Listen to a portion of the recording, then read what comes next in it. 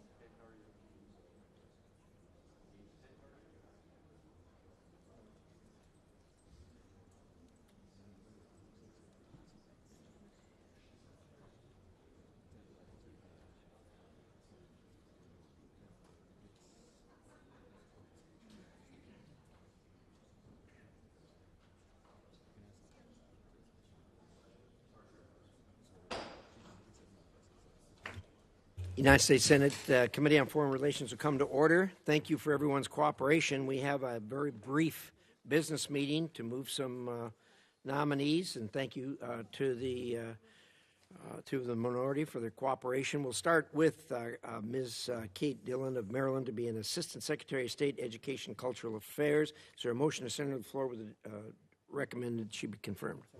Second, moved and seconded. Is there debate? Senator Shaheen. Yes, I would like to express my reservations about Ms. Dillon. Her responses to the questions at the hearing left me concerned over her willingness to work with this committee. She did not outline a plan to protect the ECA Bureau against unprecedented efforts by the Office of OMB to undermine important programs. And she was completely unresponsive when I followed up with her to understand who in each regional bureau is responsible for functions once carried out by the Office of Global Women's Issues. So I intend to oppose her nomination. Thank you, Senator. Is there further debate on the nomination? Senator. Yep. If I might, I did not have a chance to meet with her individually, but my staff did, and conveyed their alarm at the lack of relevant experience and qualifications. This is a critical bureau for the State Department, a critical assistant secretary position, and I will also oppose and hope that we will see a nominee who has the skills and relevant ability to lead at a critical moment in our world and for this department. Thank you, Senator Coons. Is there further debate? There being no further debate, the clerk will call the roll. Mr. Ricketts? Aye. Mr. McCormick? Aye. Mr. Dane? Aye. Mr. Haggerty? Aye. Mr. Barrasso? Aye. Mr. Lee? Aye. Mr. Paul? Mr. Cruz? Aye. Mr. Scott? Aye. Mr. Curtis? Aye. Mr. Cornyn? Aye. Mrs. Shaheen? No. Mr. Coons? No. Mr. Murphy? No. Dane? No. Mr. Murphy? No. Mr. Booker? No by proxy. Mr. Schatz? No by proxy. No by proxy. Mr. Duckworth? No by proxy. No by proxy. Aye. Clerk, report. Mr. Chairman, the yeas are 11 and noes are 10. Her nomination will be sent to the floor with a due pass recommendation. We now have before us the proposed nomination of Mr. Adewale Sadiq of New York to be the United States Director of the African Development Bank for a term of 5 years. Is there a motion to send him to the floor? It's been moved and seconded that we send the nomination to the floor with a due pass confirmation recommendation. Is there debate? Senator Shaheen. Mr. Chairman, I intend to vote for this nominee, and I'm glad the administration has nominated somebody to be the executive director of the African Development Bank. But I just want to point out that the administration has also proposed zeroing out funding for the African Development Bank, which I think is inconsistent with not only the nomination, but the policy that we should be pursuing. So I hope that the nominee, Mr. Adewale Sadiq, will address the administration's concerns with the fund and not just walk away. Thank you, Senator Shaheen. Is there further debate? Being no further debate, clerk call the roll. Mr. Ricketts? Aye. Mr. McCormick? Aye. Mr. Dane? Aye. Mr. Haggerty? Aye. Mr. Barrasso? Mr. Lee? Aye. Mr. Paul?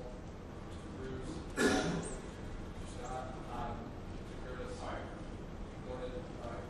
Mrs. Shaheen? Aye. Mr. Coons? Aye. Mr. Murphy? No. Mr. Dane? Aye. Mr. Murphy? Aye. Mr. Booker? No by proxy. Mr. Schatz? No by proxy. Mr. Van Hollen? No by proxy. Mrs. Duckworth? No by proxy. Mr. Rosen? Aye by proxy. Mr. Chairman? Aye. Clerk report. Mr. Chairman, the yeas are 16, the noes are 5. And as the motion is passed, the nominee will be referred to the floor with a due pass recommendation. We'll have before us Mr. Kevin Kim of Texas to be representative of the United States of America to the Association of Southeast Asian Nations with the rank and status of ambassador.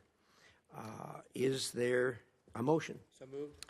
Been moved and seconded that we send him to the floor with a due pass recommendation. And is there debate? There be no debate. Clerk will call the roll. Mr. Ricketts? Aye. Mr. McCormick? Aye. Dane? Aye. Haggerty? Haggerty's aye. Mr. Barrasso? Aye. Mr. Lee? Aye. Mr. Paul? Mr. Cruz? Aye. Mr. Scott? Aye. Mr. Curtis? Aye. Mr. Cornyn? Aye. Mrs. Shaheen? Aye. Mr. Coons? Aye. Mr. Murphy? No. Mr. Dane? Aye. Mr. Murphy? Aye. Mrs. Booker? No by proxy. Mr. Schatz? Aye by proxy. Mr. Van Hollen? No by proxy. Mrs. Duckworth? Aye by proxy. Mr. Rosen? Aye by proxy. Mr. Chairman? Aye. Clerk will report. Chairman, the yeas are 18, the noes are 3.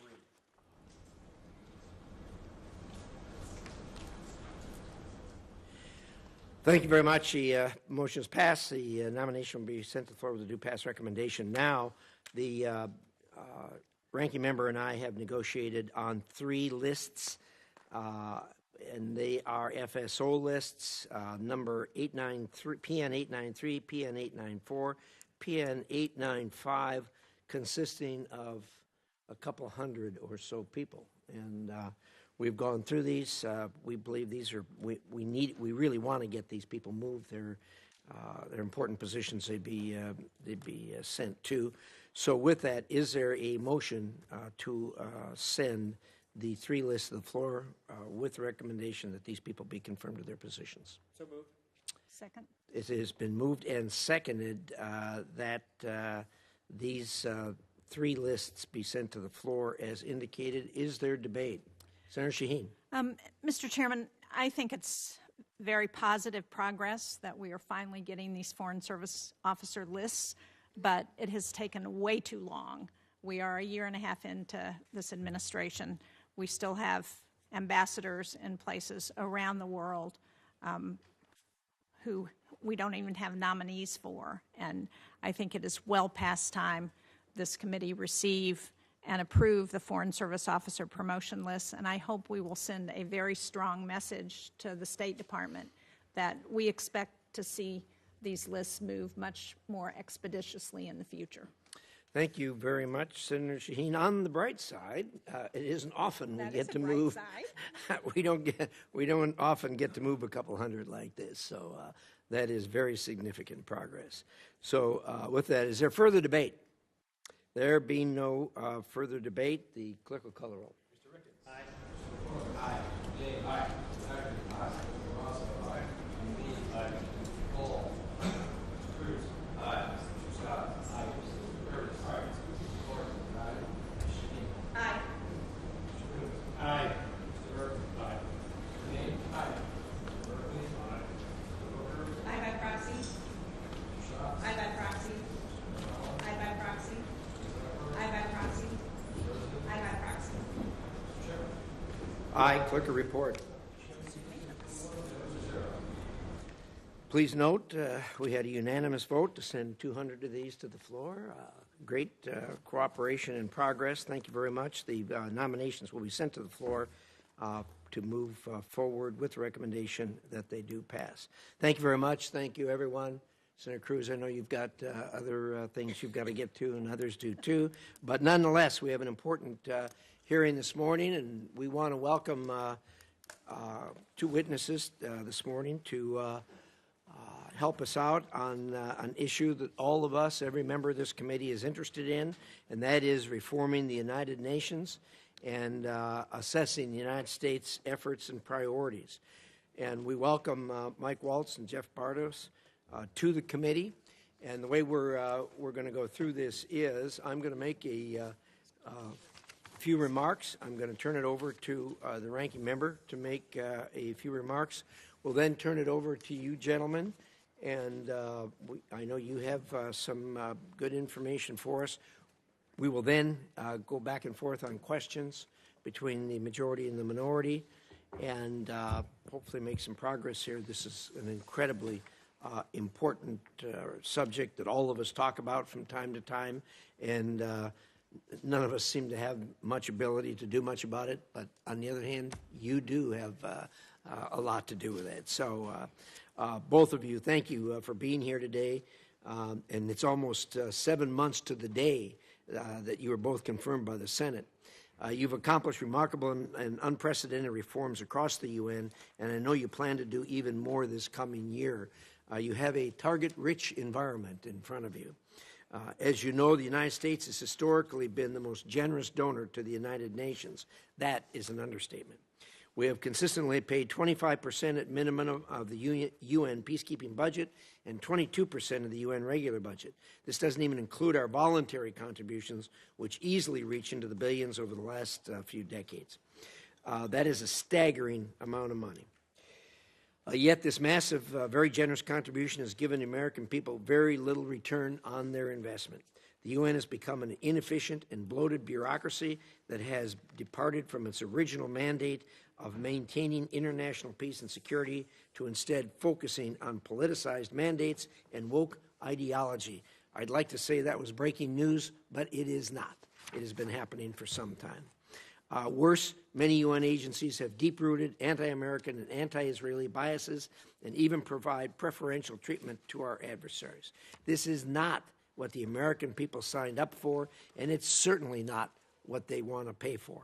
I'm glad that President Trump stood up for the American people and withdrew the United States from organizations that do not serve our interests, like UNESCO and the ill-fated UN Human Rights Council.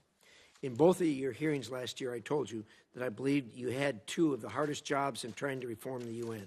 I'm pleased to see that you've taken that challenge in hand and are demanding radical transparency, real accountability, and enacting actual reforms that will hopefully transform a broken body into one that actually works for the American people. In today's hearing, I hope the committee can discuss the unprecedented reforms you've achieved over the last 7 months and how you will capitalize on this momentum to further align the UN with the administration's priorities. With that, Senator Shaheen. Well, thank you, Mr. Chairman, and welcome, Ambassador Waltz and Ambassador Bartos. We're delighted to have you before the committee. The war in Iran and the struggle over the Strait of Hormuz underscores a basic point.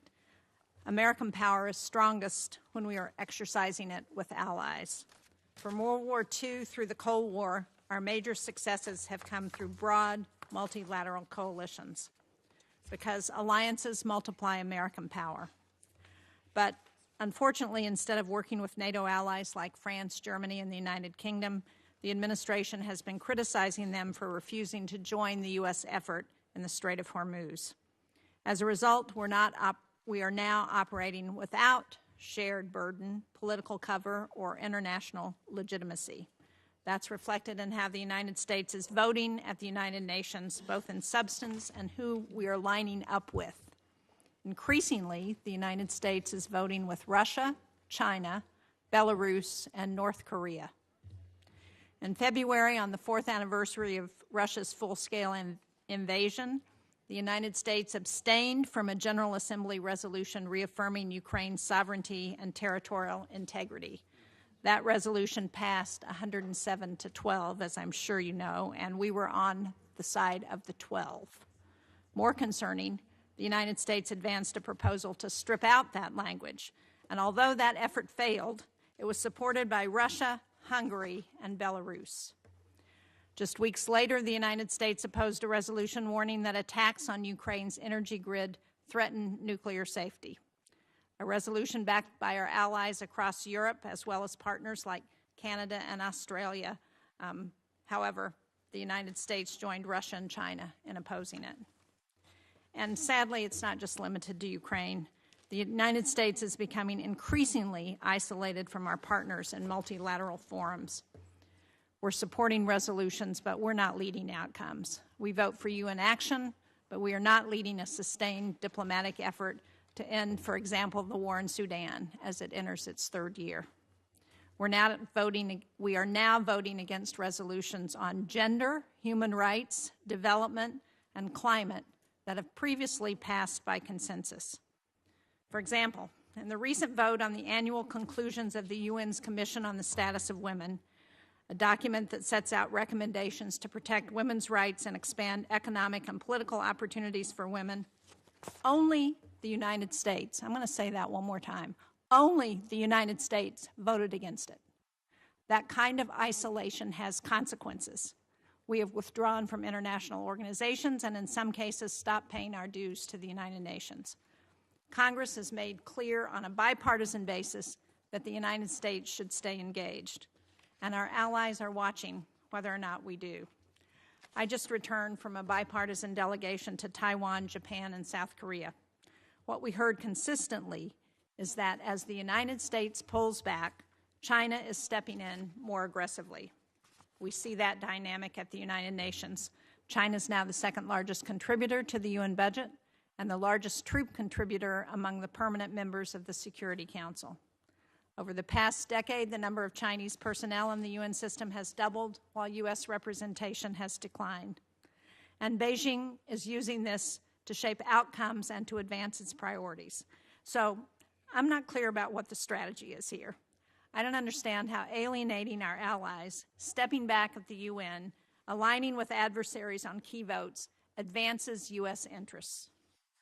I know both of you understand these dynamics. I appreciate what you're doing at the UN and your efforts for reform. I think all of us believe that the UN should be more effective and efficient, but I just don't understand some of these moves, and I don't see how they help the United States. Thank you, Mr. Chairman. Thank you, Senator Shaheen. We'll now turn to our witnesses. Ambassador Waltz, we'll start with you, and we welcome Julie. Always glad to have you join us. And I know you have some important matters to take up with us, Ambassador, so the floor is yours. Well, thank you, Mr. Chairman, Ranking Member Shaheen, and members of the committee.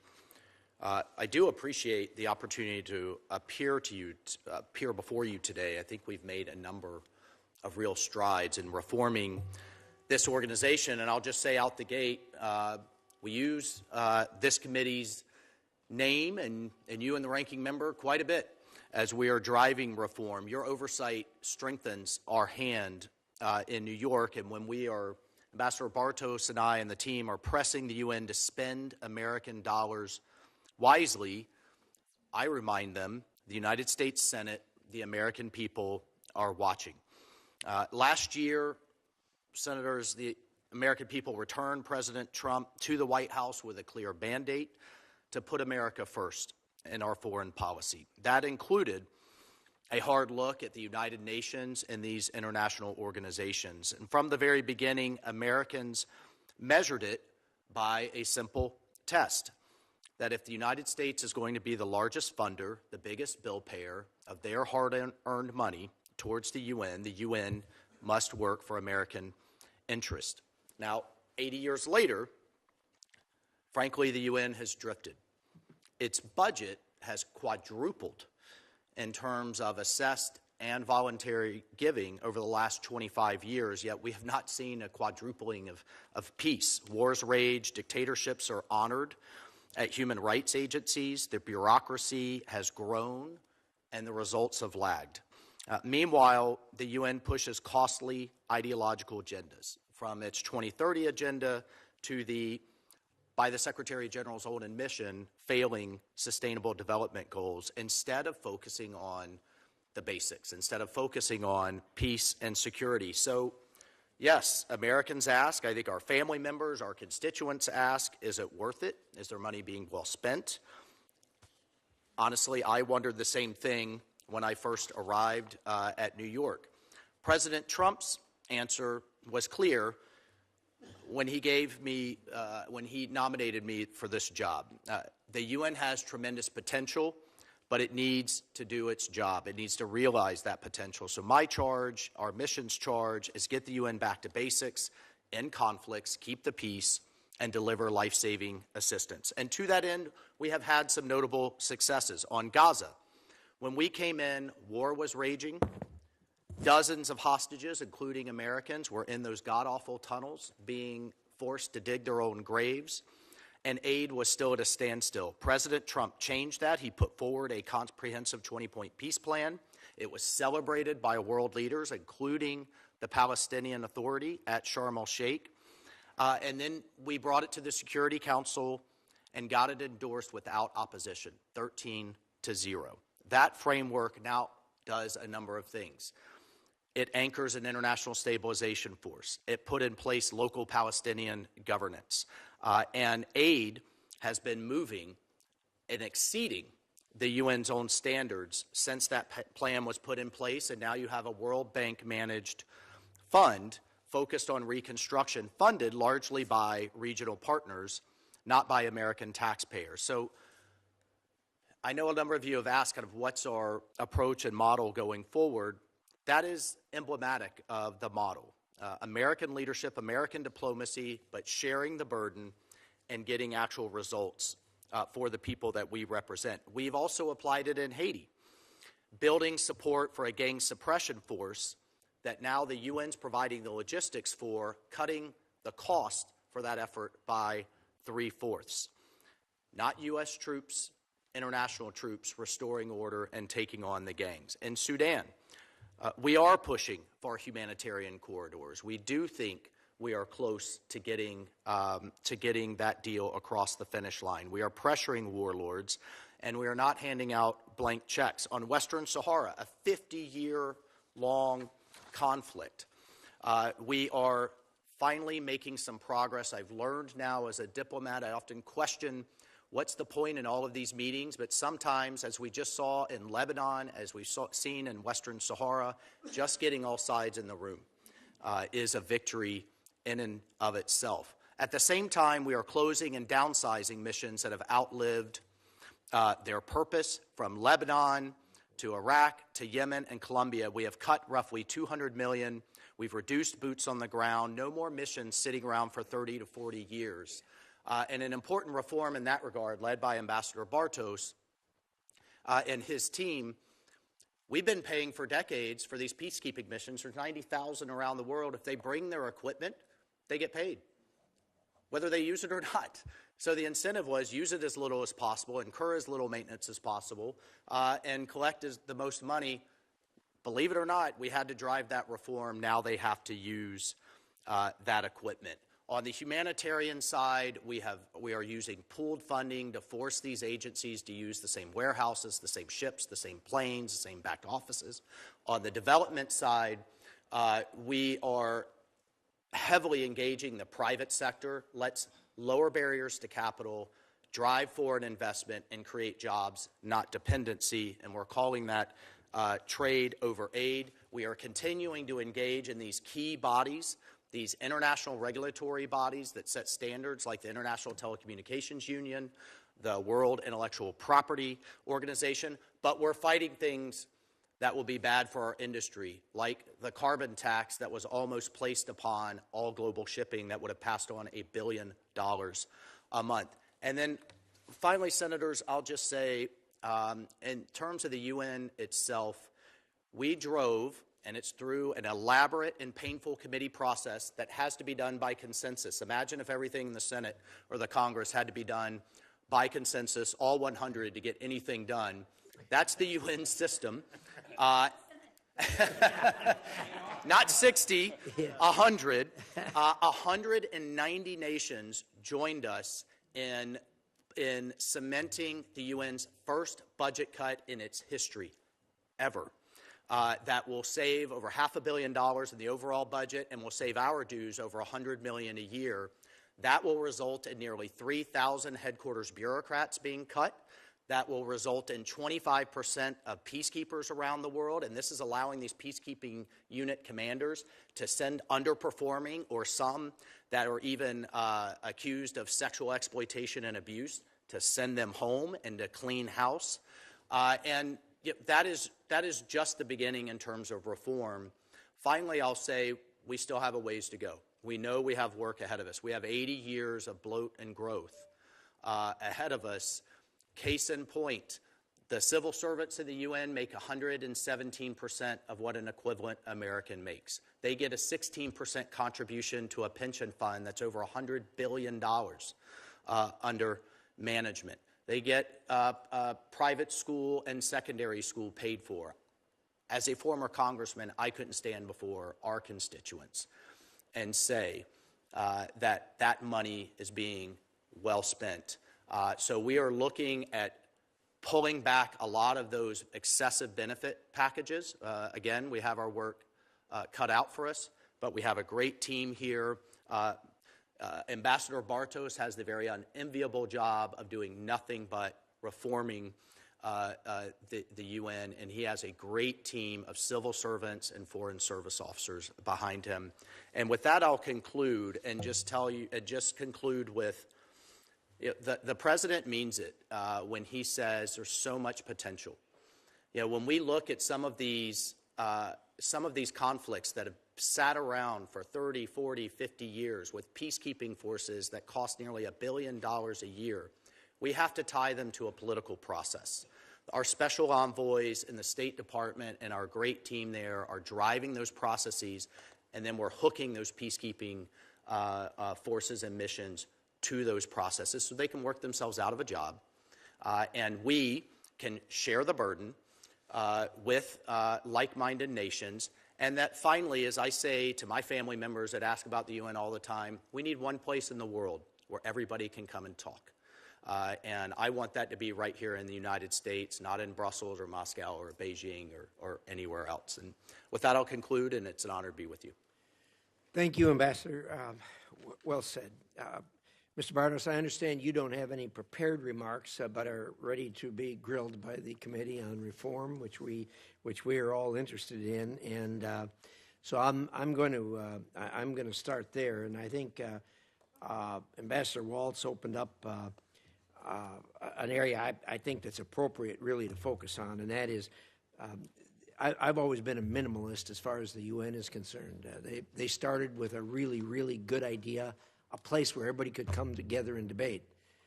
It's a whole lot more than that today, with the thousands and thousands of people that work there and the billions of dollars that are spent. And I've told the Secretary General, I can't tell you how many times, to get back to basics. If you look at the Charter of the UN, it was put together to stop conflicts, to stop wars, to stop countries from fighting each other. And they're not even coming close. I mean, you've got two very major conflicts going on right now with Iran and Ukraine. And, of course, who knows how many of the smaller conflicts that are going on. And the UN is really powerless to engage in that and really doesn't do much about it. Whenever I ask the Secretary General about that, he goes on and on and on about their programs on DEI and food and medical things like that. They're just spending our money. We do that ourselves. So I guess I'm a minimalist, but a minimalist approach, if you could just do that, would be a huge benefit to mankind. And so, Mr. Bartos, why don't you talk a little bit about the view of other people that you deal with at the UN as far as their view of how engaged the UN should be and what, like we always say, what's the proper role of government as far as America is concerned? What's the proper role of the UN? So, Mr. Bartos, the floor is yours. Thank you, Mr. Chairman, and good morning to you and to the whole committee. Before I answer your question, I did not have prepared remarks, but I do want to say it's an honor to be here today with you. This is a very important topic, and working with you and your team, your excellent team, and with the ranking member and her excellent team, we have our team here at the Management Reform Section and throughout the mission. We've worked really hard to keep close collaboration and coordination with this committee, and it has been, I have learned a ton working with not only the staff from the majority staff, but also the ranking member staff.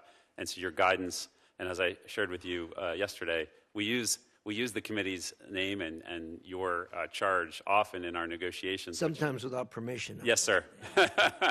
Yes, sir, but effectively. But effectively. That's true. But effectively. As Ambassador Waltz said, the historic reforms that we were able to achieve in the main session of the Fifth Committee, the budget that we closed in December, with 193 votes, as the Ambassador said, was a remarkable achievement. And it was made possible, if you track it, from January 20th when the President was sworn in. His vision and leadership drove that.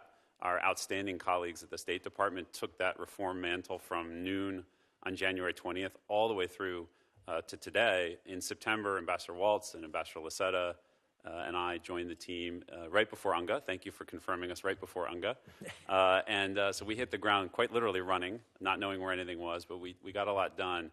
And in that sprint to the end, we were able to take the outstanding work of our career Foreign Service officers and civil servants in the Management Reform Section, in particular, who've been chomping at the bit to drive reform for most of their careers.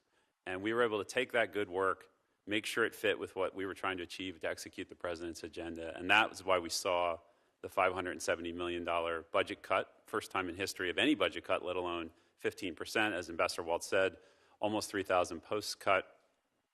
U.S. leadership was indispensable in making that happen. We were quite literally at the center of all of it. And so while the press may cover that the U.S. is not doing this and the U.S. is not doing that, the reform effort, President's vision and leadership, direction from Secretary Rubio and Ambassador Waltz, working with this committee, working with our colleagues in the House, that drove reform, and it was U.S. leadership that brought everybody together. Our team worked. It's a crazy process. Our team worked 10, 20-hour days at the end of the budget process. and 44 hours straight. Calls, meetings. Ambassador Waltz was the first perm rep from the United States to come down to the basement of the UN late at night during the Fifth Committee negotiations to put his mark on what we wanted to see, what the president expected. And so that has been how we got it done. As Ambassador Waltz said, there is so much left to do. We've made a good, positive start towards reform. But the UN, and I'll just share with you briefly, coming back from my trip to Africa, I visited MINUSCA, and Kenya back in February, talking to the UN about what they do well, which is the delivery of humanitarian aid at scale, in remote locations, with a robust supply chain, at a reasonable, predictable price, day in, day out, and sadly, and unfortunately, year in, year out. Watching that happen on the ground is outstanding. And the message I have been trying to deliver to all UN leadership, from the Secretary to the Deputy Secretary General, all the way through the cabinet of the leadership team at the UN, is focus on what you're excellent at. Chairman, to your point, minimalist. You're excellent at this. Do more of this. There's a lot you're really not very good at, and there's some things that are quite destructive, not only to our interests, but to the interests of the West and to freedom and to sovereignty. Stop doing the things that are destructive. Focus on what you're excellent at. Is it getting through? We'll see. We're seeing a lot more nations use the terminology that we started using about back to basics, focus, results on the ground. That was not a phrase you heard from other nations before we got there in September. Results on the ground, delivering for the people that the UN is meant to serve. That is what we're trying to focus on every day, and it's an honor to do this work. And again, thank you for having us here today. Well, thank you so much, Ambassador. We don't get good news on this committee very often. And when you hear that you guys were actually able to negotiate a $570 million cut, I mean, that is big news. You will not hear about this on the cable TV channels. That's not what they want to report. And so you're to be commended for that. And we certainly recognize it on this committee, and we're very appreciative. $570 million is not loose change, and particularly when it comes to the fact that $100 million of it is U.S. taxpayer money. 3,000 posts eliminated is not a small matter. When it comes to parking in New York City, you're going to be highly thought of as things change a little bit, particularly during the General Assembly. But congratulations on that, and we want to encourage you to continue that approach of getting them to focus on what they do well and focus what their basic obligation is under the UN Charter, and that is to promote peace, create peace, and everybody work for peace. And it's incredibly frustrating to see these votes in the Security Council where you can't even condemn Russia for invading a country and crossing boundaries and trying to take land, when that is a direct violation of the very foundation of the United Nations and its charter to do business. And they can't even pass a resolution. Not only can't they do anything about it, they can't even condemn it. And that's just incredibly frustrating. And whenever the Secretary General comes to see me, I'm sure he has to take his blood pressure medication before he comes in, because I drill that with him pretty hard. Anyway, with that, to the ranking member, Senator Shaheen. Well, thank you, Mr. Chairman. I would just like to make a correction, though, to something that you said, because you said that the General Assembly can't condemn Russia's action in Ukraine, and actually the United States voted with Russia against condemning the war in Ukraine. The vote was 107 to 12, and we were one of the 12. So I share your frustration about a lot of the votes that the UN takes, but that's one where we were on the wrong side, and we continue to be on the wrong side. So I'm not going to ask you all to respond to that, because whatever you say, I'm not going to agree with. I'll be very upfront. No matter what this is? With respect to that vote against Ukraine in support of Russia. It's complicated. Nah. But I do want to follow up, Ambassador Bartos, on your comments about what the UN does well, because I agree the humanitarian assistance is really important. And our foreign assistance funding for the World Food Program has fallen by half since this administration took office in 2025, from $4 billion to $2 billion. And that included a decrease in U.S. commodity assistance from American farmers. So corn, wheat, soybeans, other commodities were backlogged by the administration's foreign assistance review. Now we know that the number of people in acute food crisis is projected to jump by 45 million for a total of 363 million people. And that's really the result of the war in Iran and what it's doing to food, to fertilizer, to price increases for fuel and for food. So I guess this is directed at both of you. Can we count on the administration to utilize the available appropriated funds to provide funding to the World Food Program and other UN humanitarian agencies to mitigate the impact of this crisis? Ambassador Waltz. You can, Senator, and I'll just say just a few things in that regard. The administration has taken a different approach, actually, that a number of our partners have asked for quite some time, and pooled funding.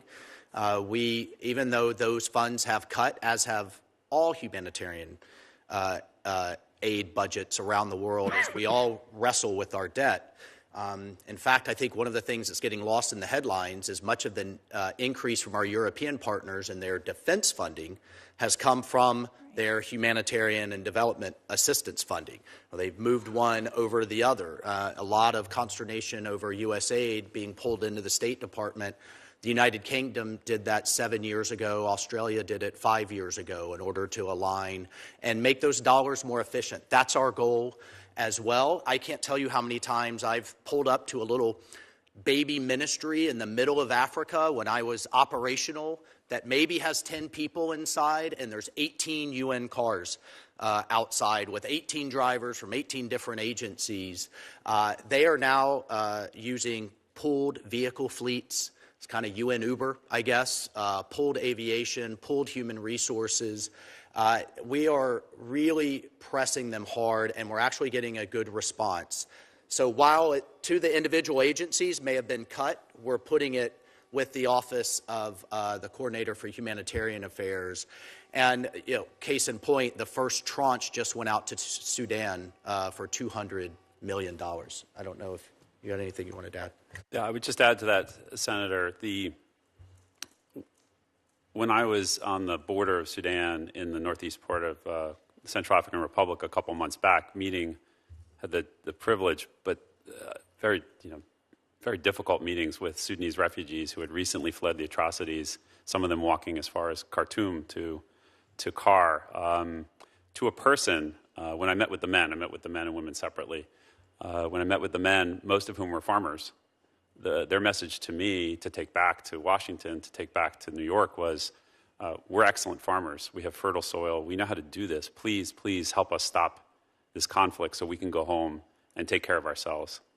Thank you for they were very clear. Thank you for taking care of us. Thank you for providing this food, medicine, shelter, for providing a safe harbor here. But we want to go home. And so it is the tie-in, and we're very conscious of it. It's the tie-in between peace and security and this emergency response that we're constantly not only watching, but we're constantly engaged with, not only in our mission, which we have some just outstanding humanitarian coordinators within our mission who work in the ECOSOC and who work throughout the political section and in MR, but also with our colleagues at the State Department who are constantly traveling to the region to try to get peace and security, stability, so that we can get people back to farming.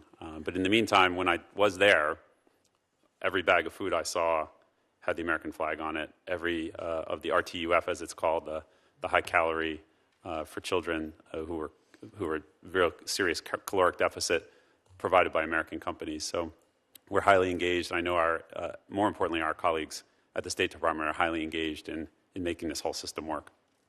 Well, I appreciate that, and I think the members of this committee share the view that anytime we can end the conflicts, that's the critical thing to do. But in the meantime, we hope that people are not going to starve while they're waiting for that.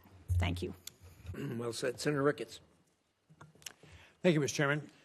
Later this year, the United Nations will select a new Secretary General, and this will mark a consequential moment for the future of the institution.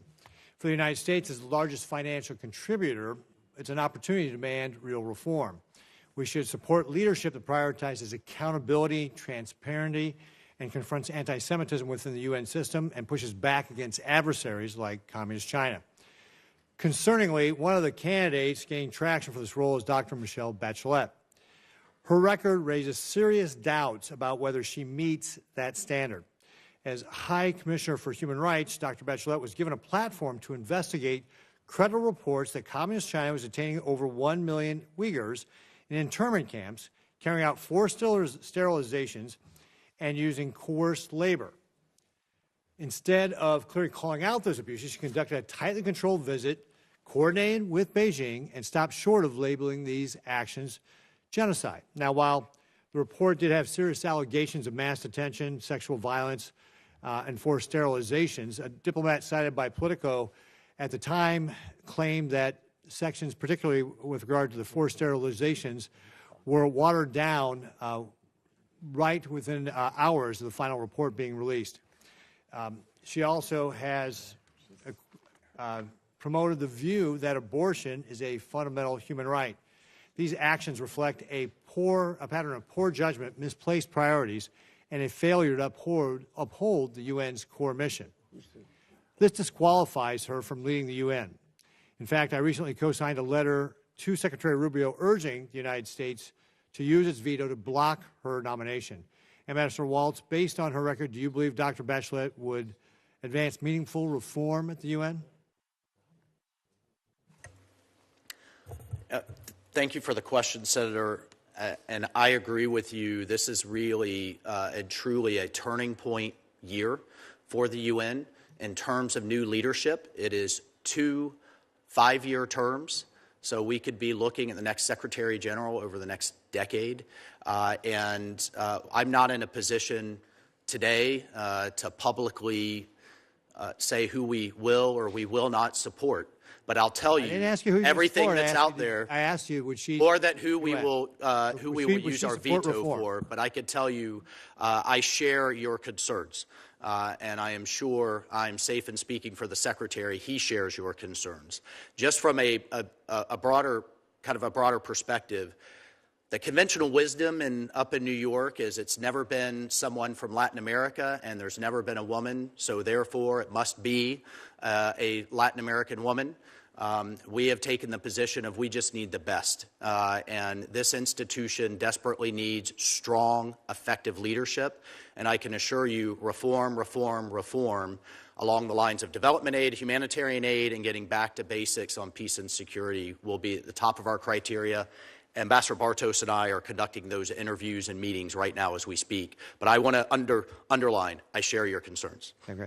Should the United States be prepared to use its leverage, including its Security Council position, to block candidates like Dr. Bachelet who failed to meet the standard? I think the United States will absolutely be prepared to ensure that the next Secretary General is aligned with American values and interests. Francesca Albanese, the UN Special Rapporteur on the Palestinian territories, has repeatedly used her position to advance extreme and inflammatory claims against Israel. She's accused Israel of genocide, claiming it has a license to torture, and using rhetoric that many have identified as anti-Semitic, including language that distorts or trivializes the Holocaust.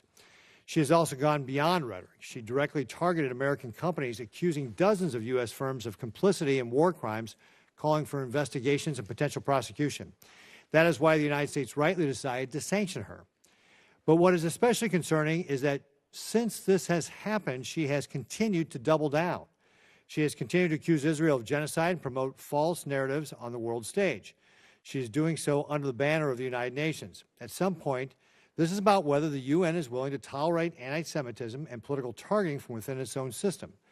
Ambassador Bartos, do you believe the UN has taken any meaningful steps to address Francesca Albanese's conduct? No, Senator. The UN, this is one of those examples, as I was sharing with the chairman, of where the UN, if you'll pardon, I'm an educated guy, but this is very simple. They're doing stupid things. They're poisoning their brand. It's self-sabotage. And the message I've delivered to the leadership at the UN, when I talk about and my observations about the outstanding work they do to deliver life-saving aid in these remote locations at scale with a robust supply chain, the contrast to that And what I say to the UN leadership is how, and I'll clean my language up because we're in the US Senate, how the heck do you allow someone to put on your uniform like this lunatic, Albanese, put on your uniform and poison all the good work of the humanitarian workers that you have on the front lines, risking their lives every day to help save total strangers who are fleeing hell to just a little bit better than hell? That's what people are putting their lives on, and it's inspiring to see. How can the same organization allow this lunatic to put on the uniform and poison all that good work? And it's self-sabotage of the worst. In corporate America, Senator, where we both come from, in corporate America, this business would be out of business for behavior like this. And I've made that point. Now, where we need to get better and stronger and smarter is I'm heading to Geneva next week, and I'm going to be meeting with many of the perm reps who can decide that it's time to fire this lunatic. Am I going to be successful? Sir, I look forward to reporting back on those conversations, but it's time to operationalize. I think the Secretary's leadership, Ambassador Waltz's leadership, the President's leadership, and our team's leadership on sanctioning this lunatic was absolutely the right thing to do. It is now time to hold the UN accountable and make sure she's fired, along with some other special rapporteurs who are poisoning the good work and the good name and the good work of all those brave humanitarians who are out there in the field. It has to happen, and it has to happen now. This self-sabotage has to stop. Well, thank you very much. I appreciate that answer, and I agree with you 100%. Please continue to do it, because there's many of us who feel the UN is a deeply anti-Semitic organization, and to the extent that you can start getting rid of the bad actors who contribute to propagating that, I think you'll do the UN a huge favor. Thank you, Mr. Chairman. Thank you, Mr. Bartos. I concur with those statements, and I really concur with your analysis and approach to this thing as to how when you have something that's decent, you have just this incredible poisonous thing going on. I used the same analogy when it came to UNRWA. You had this organization called UNRWA within the United Nations that was just absolutely poisoning the rest of what UN tries to do. So I hope you'll keep that up. Senator Coons. Thank you, Mr. Chairman. Thank you, Ambassador Waltz and Representative Bartos. Julie, great to have you with us, and appreciate your service at the United Nations. And I do want to get to a question about the war in Iran and a concern I have, and dedicate most of my time to talking about your good work in trying to advance UN reforms.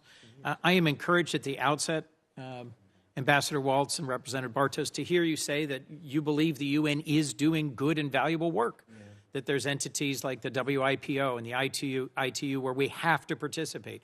We have to push back on Chinese influence and competing views that would impact our role in the world, our safety, and our security, and that if they get back to basics, they can really contribute to the world, to humanitarian relief, to peace and security. And hearing from you, Mr. Bartos, about your recent trip to 3 countries in Africa to see peacekeeping, refugee support, humanitarian aid delivery was encouraging. There's plenty we disagree about. I want to focus on a few of the things we agree on, and then a few concise questions, if I could. Ambassador, we're 6 weeks into a war in Iran. We haven't had the secretaries of defense or of state or any other senior representative in front of us. So you may be surprised. We agree on a lot, that an unchecked Khamenei regime is a profound threat to us and our allies and our values, that a nuclear-armed Iran is unacceptably dangerous, that it's in our interest that the Strait of Hormuz be free and open and internationally controlled. But, you know, this far into this war, I'm gravely concerned that we still have an Ayatollah, the son of, that we still haven't controlled their enriched uranium, that we still haven't reopened the Strait of Hormuz. And the President announced today the deployment of thousands of more U.S. troops. We may be on the verge of major combat operations on the ground in Iran. I hope and pray that the ceasefire holds, that negotiations resume, that the blockade is effective, and that there is a better deal than the JCPOA achieved. I suspect we both hope that. But if the tempo of this war resumes again, and we lose more American service members, and we spend more of the American taxpayer dollar, one of my core concerns has been the lack of any effort to consult and inform Congress or to seek our authorization. We share an understanding that the President has not asked for a declaration of war. Is that correct? The President has not asked Congress for a declaration of war, no. And we haven't declared war officially in decades, but we have, in the previous conflict in the Persian Gulf, had hearing after hearing after hearing and votes in Congress for an authorization of the use of military force. We also, in a number of conflicts, have respected the War Powers Resolution 60-day termination clock, which, if we were following that, would have about 15 days left. My simple question is, are you aware of any plans to seek authorization from Congress if a full-scale ground war begins, or if this conflict resumes, if the ceasefire stops? And would you support Congress authorizing this conflict so that the warfighters who we are sending into this region know that they have the support of the American people through their elected representatives? Well, Senator, thank you for the question. I certainly wouldn't and shouldn't get ahead of the President and his engagement with Congress, and I certainly wouldn't presume that we will have, as you described, full-blown ground combat. I think we've seen the President, as we're seeing right now, there is a whole slew of options in between where we are now and some type of ground combat, and taking the leverage away from Iran. They are trying to punish the world, and with the closure of the Straits of Hormuz, with attacking civilian shipping, I can tell you in the UN, we had a UN record, 135 nations join Bahrain, the GCC countries of the United States, condemn Iran for its attacks on hotels and ports, resorts, and neighborhoods, which was incredibly notable to see that kind of unity. But I'm glad also that we agree that we cannot have a nuclear-armed Iran, and I'm thankful the President is taking bold, decisive action now before it's a fait accompli. Before I run out of time, Ambassador, we were not briefed on an imminent threat. We were not presented with information either in a classified setting or an open setting that justified the idea that there was an imminent threat and we couldn't pursue negotiations. And the absence of either that briefing or a clear request for Congress to engage in authorizing this conflict has given me a great pause. We share a view on the dangers of the region and of our increasingly aligning adversaries around the world, DPRK, Iran, Russia, China.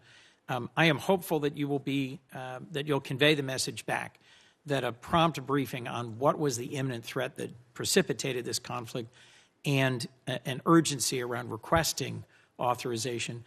Instead, we will simply keep voting on war powers resolutions here that will send a divided message. And I don't want us to send our young men and women into harm's way with a divided message from this Congress.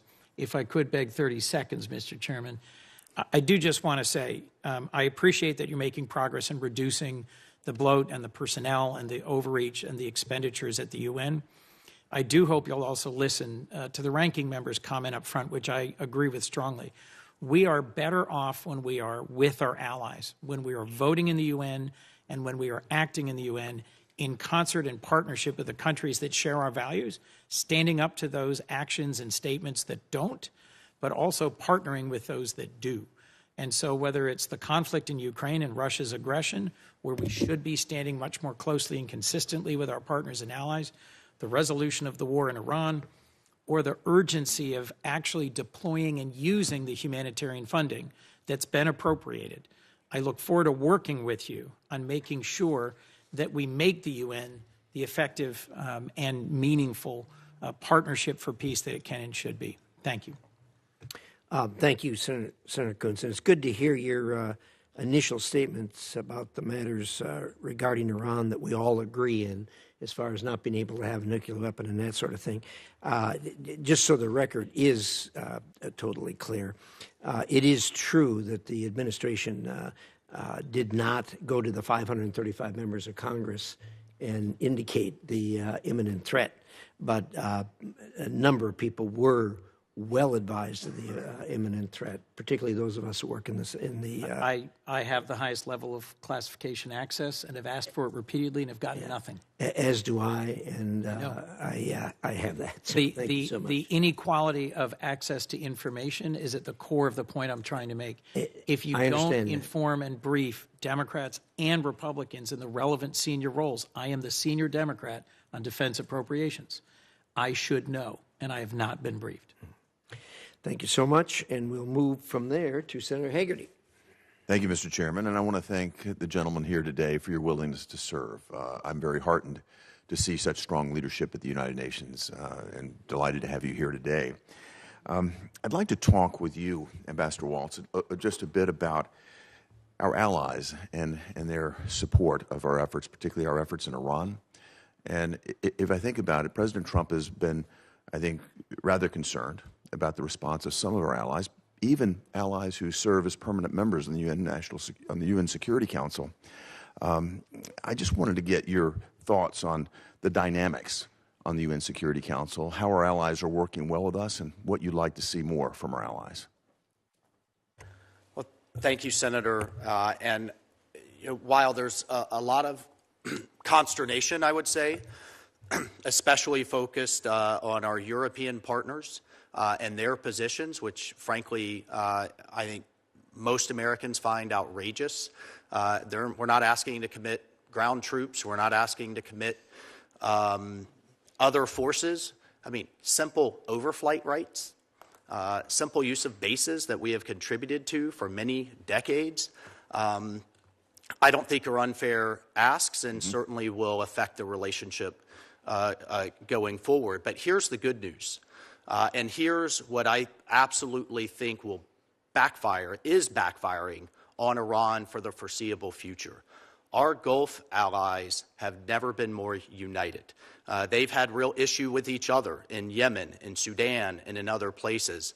But right now, as they get bombarded, Iran could have responded in all kinds of ways. I think some people expected them to perhaps attack our bases in the Middle East. But to launch the hundreds and thousands of drones and missiles into resorts and hotels and civilian neighborhoods and civilian infrastructure is absolutely outrageous. And I was very encouraged to see 135 countries align with Bahrain, align with the GCC, and stand firm to condemn that in international law through the UN Security Council. And going forward, many of these Gulf, it's a tough neighborhood. Yeah. Qatar, UAE, others, Qatar had a free trade zone that Iran used. They had banking services that Iran used. Qatar shares a gas field. They are solidly on our side in this conflict. They've seen Iran for what it is, and they are all thanking us profusely at the highest levels that we've taken action before Iran could blackmail the world and the region with a nuclear weapon. I think that the world has had the opportunity to see what Iran truly is, as you said, and it's been heartening to see our allies in the Middle East step up. It's also been quite disheartening, I would say, to see some of our allies, some of our long-standing allies, who I would have thought would have been standing shoulder to shoulder with us, behave in such a feckless manner. And I very much appreciate your leadership, and I hope showing a mirror to those members that have been our allies for a long time, particularly those on the UN Security Council, that the United States is going to lead from a strong position, and I hope they'll see the opportunity and be inspired to do the same. Thank you, and I want to be clear, though, Senator. Look, we share the same values, we share the same goals. We can be friends and family and have disagreements, but I wouldn't call it a divorce by any means. But we do need our European allies, regardless of their political position. There's a real lack of military capability in many ways, and that is being exposed right now as Iran tries to hold the world's economy hostage. And we cannot have a situation, whether it's the Straits of Gibraltar, the Bering Straits, the Straits of Malacca, where two parties have a conflict, regardless of what you think of the conflict, that one side uses international waterways to impose collective punishment on the rest of the world. Yeah.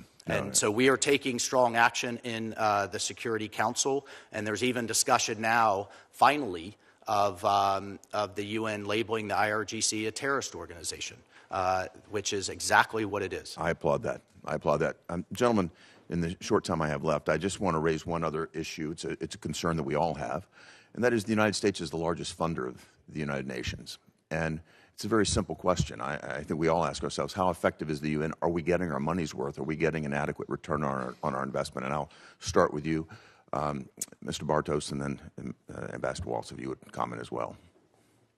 Senator, I think it's a mixed bag. It's a great question. It's the question we ask ourselves every day, and our team has worked on. Some of our colleagues, the career civil service and foreign service officers, have worked on for a decade or more, care deeply about the organization and making it fit for purpose and making it work. And so I think on the humanitarian side, from what I got to see in the field, the UN is doing really good work, and I think the American taxpayers, if any of my fellow Pennsylvanians and my fellow Floridians, I got both, I guess, if they were in the field in CAR or DRC or Kenya, they'd be really proud of seeing those American flags helping these inspiring, courageous people who fled the atrocities to get to seek refuge, and the UN is taking good care of them. So I think we can be proud of that. And then, as Senator Ricketts pointed out, and he's absolutely right, and as we have tackled in this administration, the pervasive, unconscionable bias against not only our ally Israel and against the West, but blacklisting U.S. companies through some special rapporteur and so-called Human Rights Council.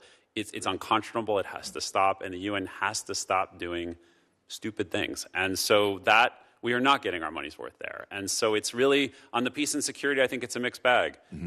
The Central African Republic, the mission, it's called MINUSCA, that's trending in the right direction. Some missions are not getting it done, and we'll see sunsetting of UNIFIL later this year because of U.S. leadership, because of Ambassador Waltz's leadership, and because of the team's leadership and the vision and leadership that the President and the Secretary have asked us to execute on. So I think it's a mixed bag. God willing, have a couple more years to drive these reforms, and I hope to report back to you, before the end of 2028 that we've achieved a whole number of reforms. So I think it's a mixed bag, and we recognize we have a long way to go. That's encouraging. Thank you, Senator Haggerty. Senator Shaheen wants to... I just wanted to correct. My understanding is that our European partners have not denied us overflight rights, that there was one flight that France denied over a paperwork issue, but that they are giving us overflight use for the war in Iran. Senator, I'm not absolutely certain of that. At the very beginning, I think there was absolute prohibition on overflights, and they had domestic political issues at home to do that. But I think we can, and I agree with that. That has softened, but it was a horrible mistake they made right at the beginning, particularly as Ambassador Waltz indicated, where we'd actually paid for the bases that we wanted to land in, and they were saying we couldn't. But that's argument for another day. So let's move on to Senator Murphy, who I know has some things to tell us. Thank you, Mr. Chairman. We're having a discussion about the Iran war right now because, Mr. Ambassador, you're the most senior member of the President's National Security Team to testify before this committee on the most significant military engagement the United States has entered into in the region in decades. Those of us on the Democratic side do find it amazing that we still have not had an open hearing on this committee or the Armed Services Committee on this conflict. The UN has historically been at the center of the development of the laws of war, which have helped prevent millions of unnecessary civilian deaths in conflict. The United States has traditionally been at the center of that process.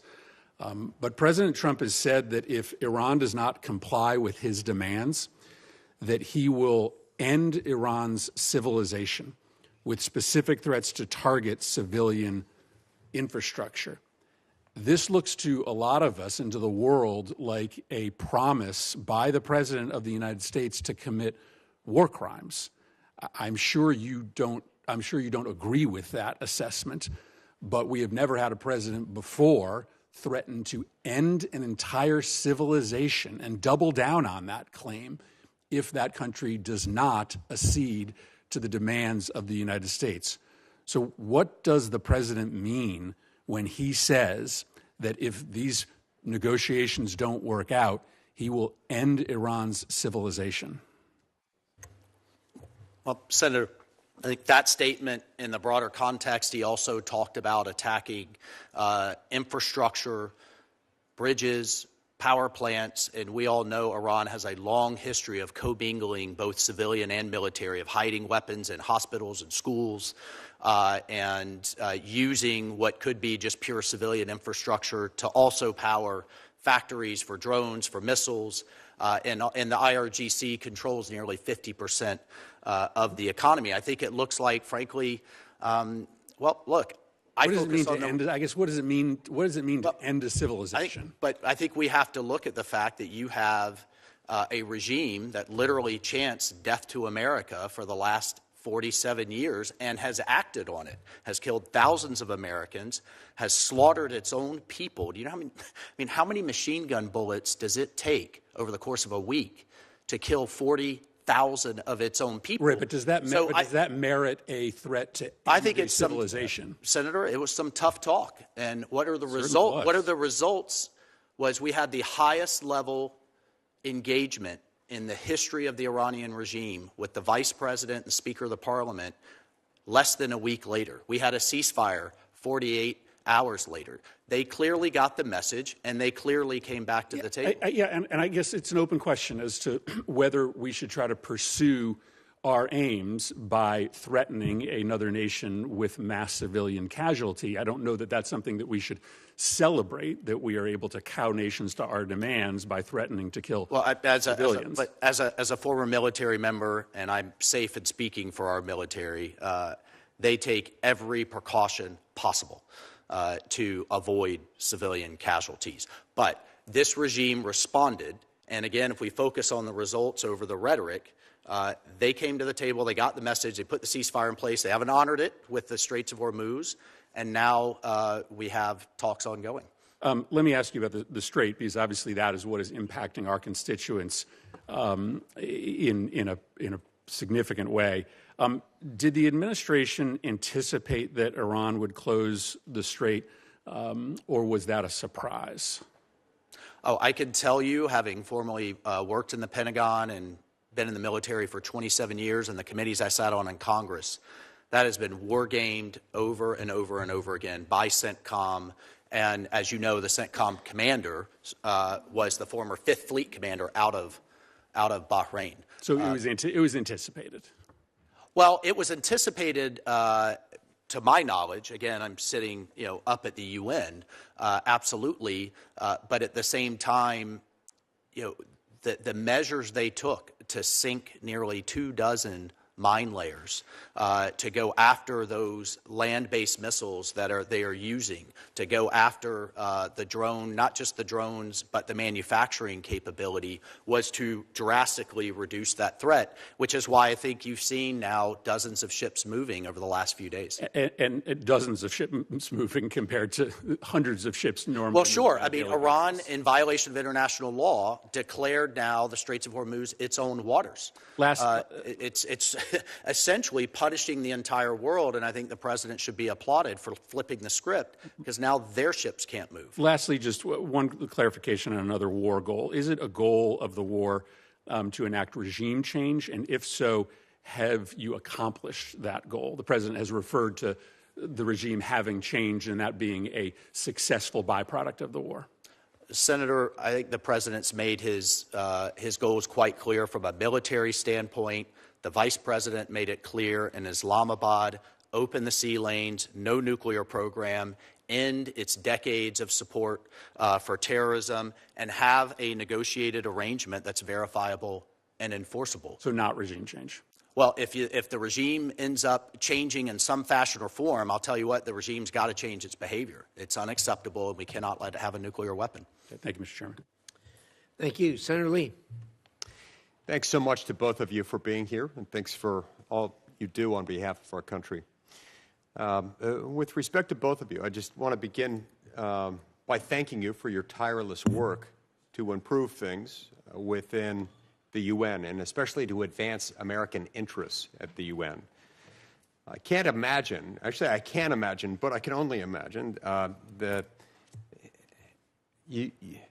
much work this has to have entailed to bring about that reform. There's an immense difficulty involved in trying to reform this 193 member state organization, especially one as deeply flawed and often backwards as the UN is. Organizations as large and bloated as the UN tend to resist change. It's almost an organic response. Yet through your efforts, the UN did something for the first time, something remarkable. It cut outlays by $570 million. Now, both of you and President Trump should be commended for your work to reform the UN. But I want to zoom out on that for a second. I don't want to merely make the UN more efficient, more streamlined, because if we lose sight of the ultimate goal, then reform efforts can be a little bit like putting lipstick on a pig and then just calling it a reformed pig or something other than a pig. The ultimate goal, in my view, has to be something that involves advancing U.S. interests, the interests of the United States of America. And it's getting harder and harder, at least for me, to see how the United Nations does that. The UN aggressively defends and demands a very rigid orthodoxy in terms of the type of multilateralism that the U.S. faces at the UN. And it demands that we relinquish sovereignty, often to serve the interests of adversaries like China. But in an age of great power competition like ours, multilateral institutions cannot allow themselves to become impartial to one great power over another great power. Our adversaries flourish in a system we created because of how that system was designed and how it's evolved. We see this from time to time at other multilateral institutions, but especially within the United Nations. We cannot rely on the UN, and we cannot let the UN continue to be a drain on U.S. resources and efforts, especially if it's going to be undermining us. Ambassador Waltz, I'd like to start with you. Now, I frequently hear that if the U.S. were to disengage at the UN, either completely or to whatever degree, then China would step in and fill the gap. Some say that that's the reason that we've shoveled billions upon billions of dollars into the UN and continue to do so to the tune of tens of billions of dollars a year, even though these are efforts that don't really help us, don't advance U.S. interests. Is our main objective at the UN, as you see it, is it to counterbalance adversaries like China, or does the U.S. materially benefit from the UN in other ways? Senator, I think it's a fundamental question and one that we wrestle with every day, but I would say both. For example, for our industries, it's kind of one of those things, if we didn't invent it, somebody else would. For our entrepreneurs and our businesses, we have to have their IP protected and treated a certain way when it leaves our shores and it's outside of U.S. jurisdiction. So the World Intellectual Property Organization, incredibly important. I don't know about you, when pilots are flying around the world, I want them speaking English. I want the air traffic controllers and mechanics trained to a certain standard of the International Civil Aviation Organization. Things like spectrum, space, telecommunications, radio, undersea cables, international seabeds, how that's treated with the new mining efforts. Essentially everything that's regulated here, and as painful as that is regulated internationally. But now you have the EU, the Russians, the Chinese, and everyone else involved. My argument is we have to get in there and fight, block, and tackle and win for American industry and for the American people. And to your point on how else we benefit, burden sharing is a key component of an American first approach. We have gangs that have taken over Haiti right off the shores of Florida that are moving drugs and thugs all over the region, the United States, Europe, and elsewhere. I don't want American troops there like we saw President Clinton do in the 1990s. Now we have an international force going in, and rather than paying $1 billion a year, as we were under the last administration, we're going to cut that bill by 3/4 and hopefully at least arrest the problem so they can get some kind of political process moving forward. I can cite you other places where we are pushing that burden sharing, that America First approach, and that fight and block and tackle approach. We just haven't done it in some of these organizations, and we need to be. Thank you, Chairman. Thank you. Senator Kane. Thank you, Mr. Chair, and to our witnesses. Good work on the reform efforts, and keep pushing on them. They're very important to my constituents, to this committee. I think a challenge that you have is pretty much everybody in America would agree with America first, but most people in America would not agree with America alone. And I think the interpretation of the actions of the administration, a lot of people are wondering whether it's America first or America alone. I would like to introduce for the record a list of organizations and treaties that the U.S. has withdrawn from during President Trump's first and second administrations. It's a 5-page list, if I might, Mr. Chair. Folks see that. They see the president trash-talking allies, talking about Canada as a 51st state or an invasion of Greenland connected to a NATO ally. They look at a president willy-nilly imposing tariffs on allies, including allies with which we are in trade surplus, like Australia, not trade deficit. And they raise the question, is this about America first or is it about America alone? They look at the president's threats to withdraw from NATO and they ask the same question. And I think those questions have been very sharpened by the war in Iran. It's a war where the president has not sought congressional authorization as other presidents have in the past.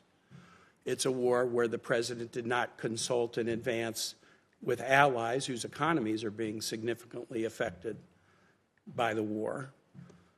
It's a war that the administration has not yet presented, to my satisfaction, to Congress, a clear rationale or a clear plan.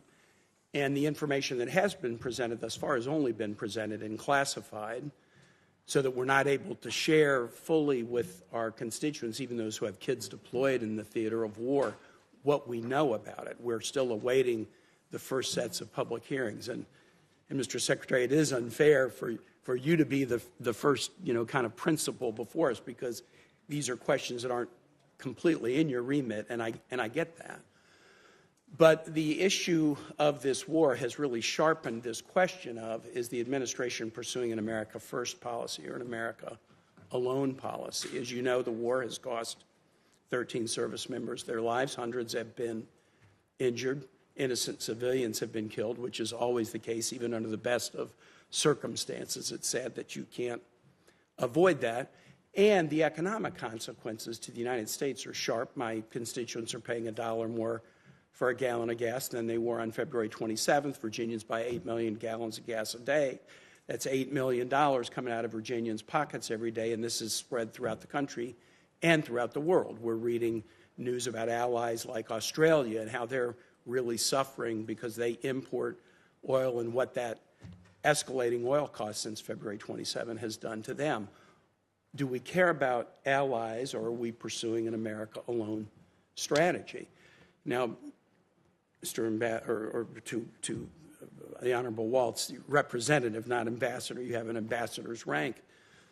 You've talked about the president wanting to make sure that Iran doesn't have a nuclear weapon. And you know this, but just in case there are folks who are watching who don't know this, the United States, over the course of 2 years, negotiated a deal with Iran, with our European allies, and with adversaries, China and Russia.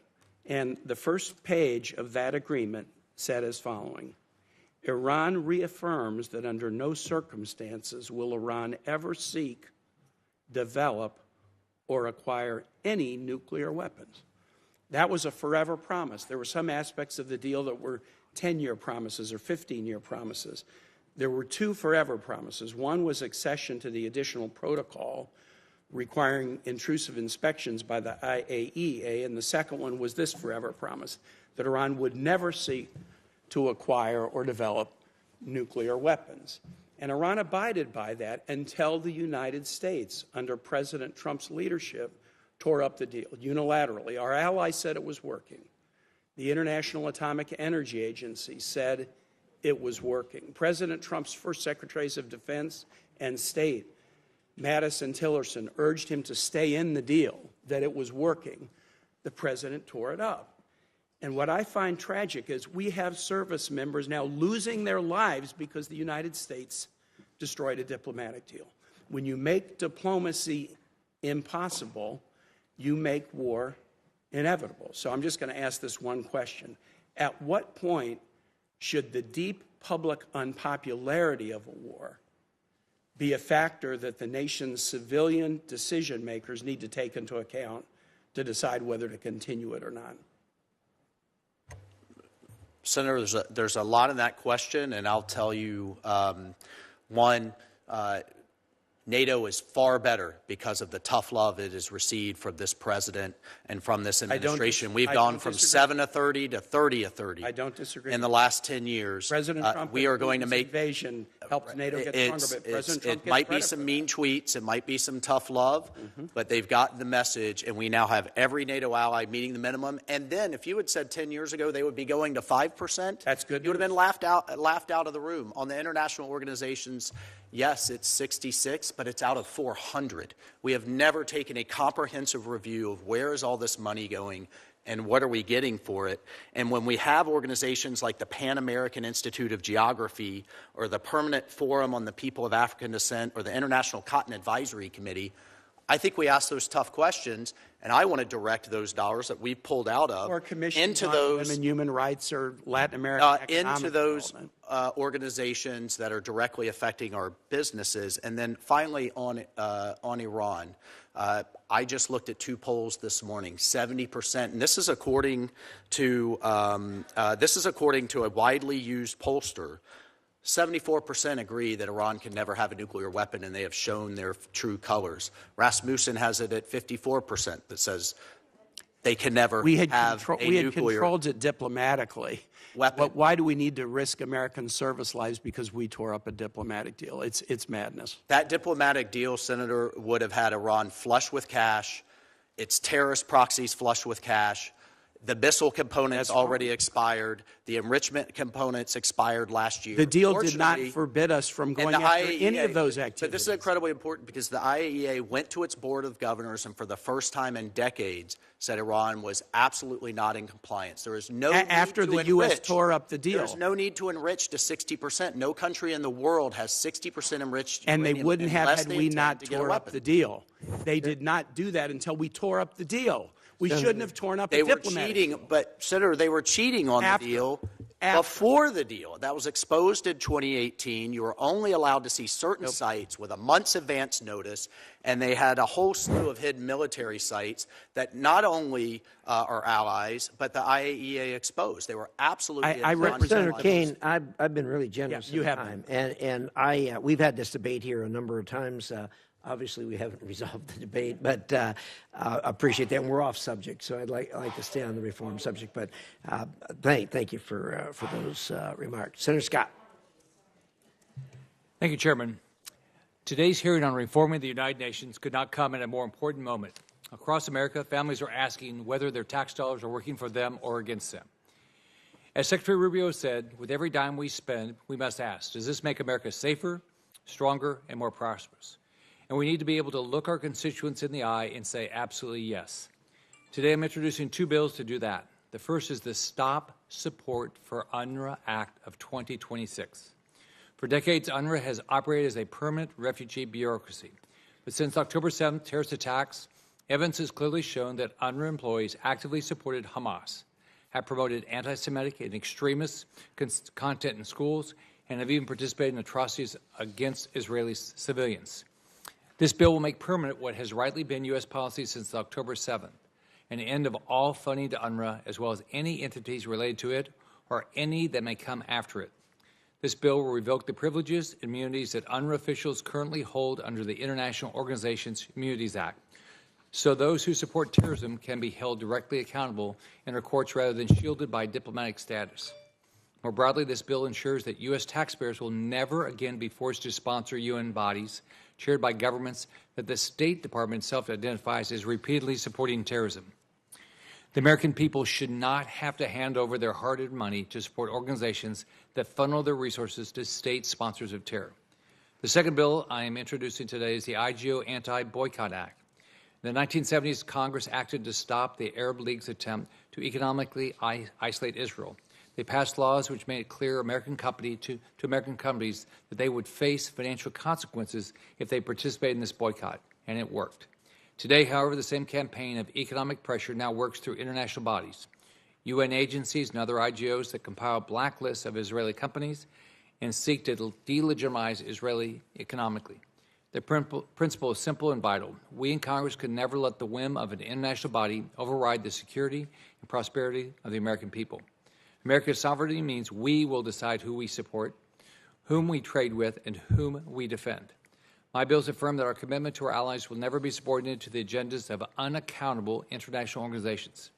They say clearly that America stands for accountability, for freedom, for allies who share our belief in liberty, not those who rip us off by taking our tax dollars to defend terrorists. I want to thank Senators Hoeven, Senators Tim Scott, Senators Ricketts, Haggerty, Barrasso, Britt, Budd, and Lee for their support.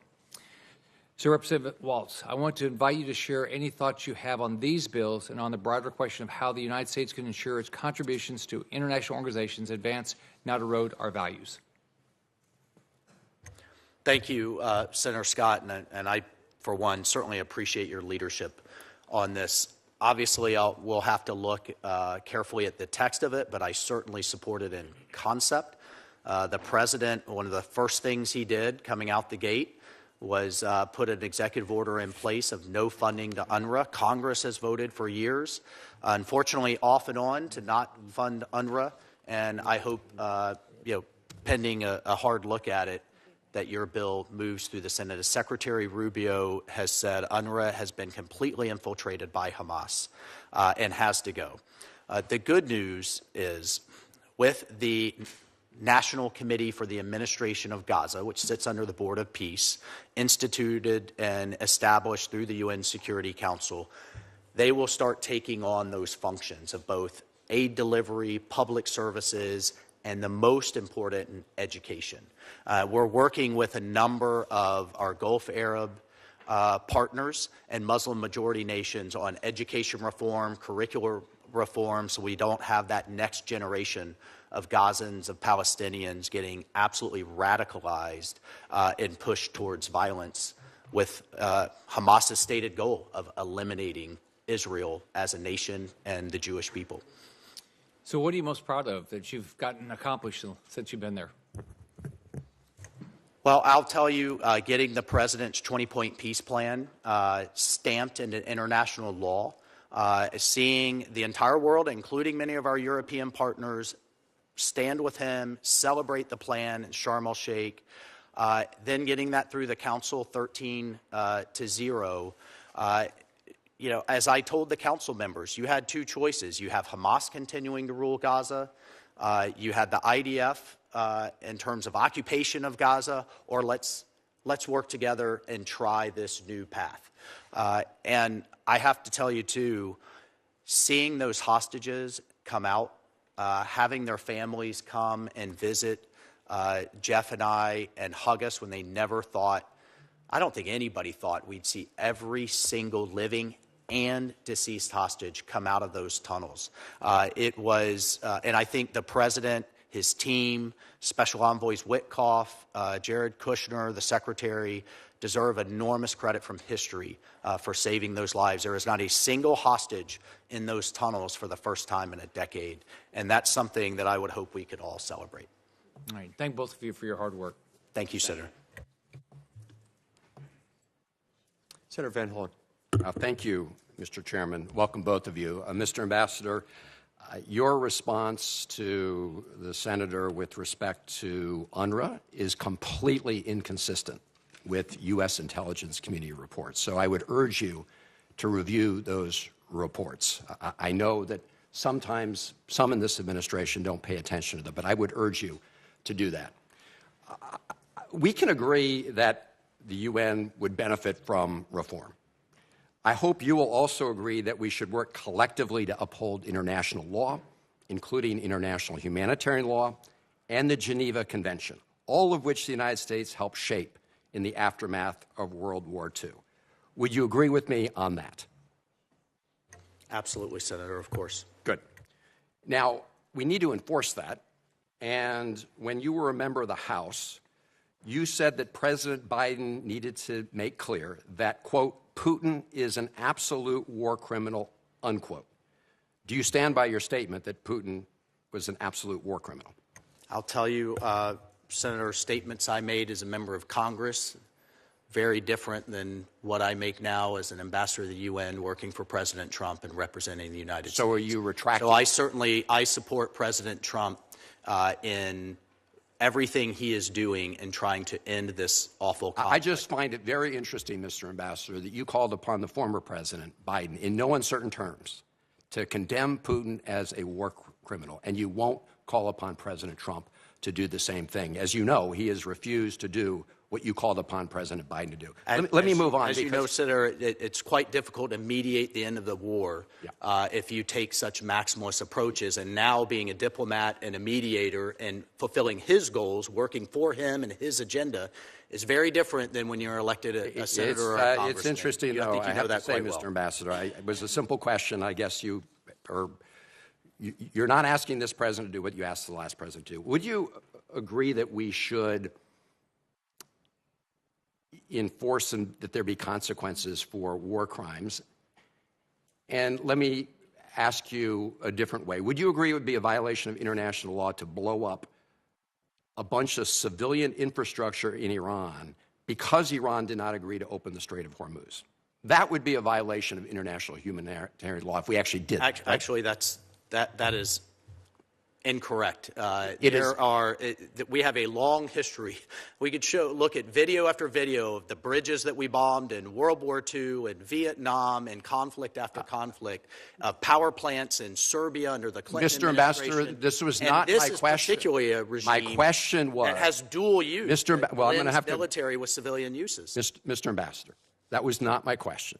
President Trump threatened to hit civilian infrastructure if Iran did not open the Strait of Hormuz. We all know international law. We know there are some exceptions to the general rule that you shouldn't hit civilian infrastructure. The enemy is occupying it. But my question was different. You don't think it's a violation of international law to blow up a bunch of civilian infrastructure because the government of Iran refused to open the Strait of Hormuz? You don't think that would be a violation? I think President Trump, the American people... Do you think that would be a violation of international law? I think they expect him to use every bit of leverage that he has. I'm asking you if you have military units using bridges to go down to the Straits of Hormuz to attack international shipping and launch missiles into resorts and airports and ports across the strait, then that's absolutely a valid Mr. Ambassador, essentially what and I got to tell you, as a veteran who had to pull these triggers, Mr. I think the president's absolutely in the right. I know you all like to talk rather than answer questions, but let me ask you this. Your testimony is that if you have an authoritarian regime anywhere in the world, that because of their authoritarian regime, if they don't obey the U.S. demands, you can wipe out their civilian infrastructure. Let me ask you this. Would it be a violation of the international law to destroy a civilization? Would that be a violation of international humanitarian law? I think what you're talking about, Senator, is a mean tweet that got with a regime that's genocidal, chants death to America, and you're going to talk about some tough language that actually the result of it was diplomacy. Well, the result of it was the highest meeting in the history of the United States and the Iranian regime, was a return to the ceasefire. So once again, we're focused on what he says. And maybe we should return to the time when the Strait of Hormuz was open before we started the war that closed the Strait of Hormuz and got a more radical and more extremist.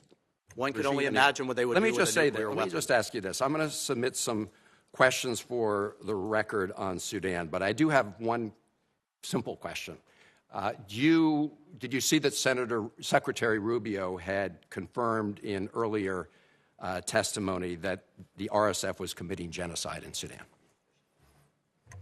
I did not see that, but we have a number of actions in the UN Security Council sanctioning the leadership of the RSF. Do you agree that our partner, the UAE, should not be sending weapons to the RSF, which the U.S. government has concluded is committing genocide? Do you think they should stop that? I would submit there are outside entities providing weapons and funding to both sides of that conflict. Special advisor or senior advisor Boulos has led the effort to pull the Quad countries together. And we are getting incredibly close to at least having humanitarian corridors to provide life-saving aid, which the UN will take a leading role in. If that happens, we then want to move that through the Security Council, which would be not nearly enough progress, but would certainly be a better situation than we're in now. Are there any other parties to the conflict where the U.S. government has concluded they're committing genocide other than the RSF? Not to my knowledge. Okay.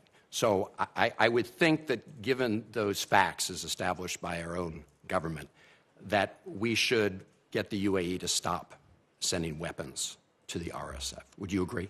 I would agree that we should get all sides to stop sending weapons into that conflict. Thank you. Thank you. Thank you, Mr. Chairman. Thank you. Thank you. Senator Barrasso is up next.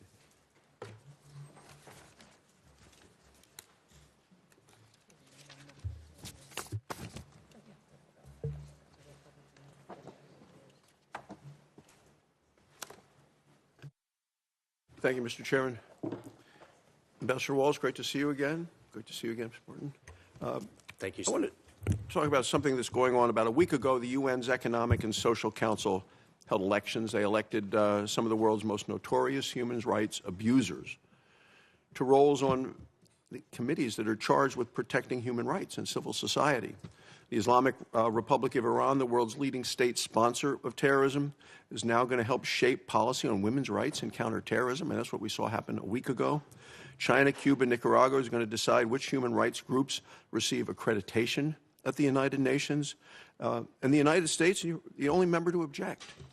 Are there specific reforms that you would support to prevent these serial human rights abusers from securing these kinds of UN roles in the future? Thank you for the question, Senator. And it's one of the constant evaluations that we're having. Are some of these organizations just so unredeemable that it's not worth another dollar of hard-earned taxpayer dollars of good money after bad, like the Human Rights Council, that opens nearly every one of its meetings condemning Israel, that has these so-called special rapporteurs, these experts that have a boycott list of American companies doing business there. And why this is so insidious is then they take these lists to these international organizations like the ICC and the International Court of Justice and try to debank them. They even had things like a George Floyd commission. So you have these serial human rights abusers staffing committees to come pass judgment on our judicial system. So in that case, the president made the determination, we'll walk away. In other cases, we're getting in there and blocking and tackling. The situation with Iran that you just mentioned is incredibly unfortunate, especially that we had a number of European allies support the nomination, which was outrageous. But the United States stood and fought it, and we actually supported other candidates for other organizations like the Commission on the Status of Women to ensure Iran, which serially abuses women, killed the young girl Mahsa Amini for daring to not wear a hijab. We were able to support other candidates and defeat them. So in some, we're going to fight, block, and tackle and win. We don't win them all. And some, it's just not worth it. We're going to walk away. Wanted to move on to climate agreements in the United Nations. I think President Trump did exactly the right thing. One of the first acts of the administration was to restore fiscal sanity and energy reality. And he officially ended our participation in the Paris Climate Agreement. We stopped a dangerous practice. We're no longer subsidizing our competitors' economies while we're hampering our own. On January 7th, the president went even further, directing our withdrawal from several international organizations. So we're no longer going to be the world's ATM machine for their radical climate policy. So how can the U.S. ensure that future agreements with the UN actually strengthen our energy policy and national security instead of what the UN seems to want to do is undermine us? Well, case in point, regardless of where you are on the debate of climate on either side of the aisle, I would hope we would all agree we don't need 7 UN agencies that, with their own headquarters, staff, executive boards, focused on the climate issue. We were very proud in the month that the United States was president of the Security Council to have Secretary of Energy Chris Wright there to preside over the council and talk to the world on that stage about energy addition, not transition. With the demands of AI, both he has said, I have said, we can't win the AI race on wind and solar. It's just physically impossible. We can't, when we look at where Ambassador Bartos just visited in places in Africa, they just need to eat. And in fact, because of these ridiculous policies pushed by the UN, these people are dependent on burning wood because these renewables don't work, don't provide enough energy, and because they've been dissuaded from using things like coal and clean gas. So it is something where we have a lot of work to do. These policies in terms of ESG and these discriminatory policies emanate from these UN bodies. We were able to defeat what would have been the world's first global carbon tax, which would have levied $1 billion a month on global shipping that's powered by fossil fuel. It was insane. And so, again, some you walk away, some you fight and win. But rest assured, you have fighters here. I was going to turn to the other fighter, Ambassador Bartos, specifically with the status of China's being a developing nation. And, the world's second largest economy, second largest contributor to the UN. In September, they announced that they would no longer be seeking special treatment given the developing countries in the World Trade Organization agreements. But how can the U.S. use China's World Trade Organization announcement to instigate a change of their designation from being a developing country? Because clearly they're not. Thank you for the question, Senator. It's great to see you. I never miss an opportunity when I engage with the UN officials to mention that the large developing nation with a space program called China, and they always chuckle. Leadership understands how absurd it is, and it is something that we are focused on. And the abuse that China is able to use by that designation in the system and to, if you will, get taxpayer dollars from many contributing countries to go to development aid in that country is absolutely unacceptable. And it's something that, as we negotiate budgets, not only that we have a budget negotiation coming up on peacekeeping, but we then we'll have the main session in the fall right after the General Assembly, and it's something that our team is focused on. Great. Thank you, Mr. Chairman. Thank you very much. Senator Rosen. Thank you, Mr. Chairman. I want to thank Senator Bartos before he leaves for bringing up human rights and women's rights. They're really important, especially I'm going to talk about women and girls, so thank you for that lead-in. Ambassador Waltz, I'm concerned that the administration is retreating from and even attacking efforts to support women and girls globally, despite Secretary Rubio's commitment to the contrary.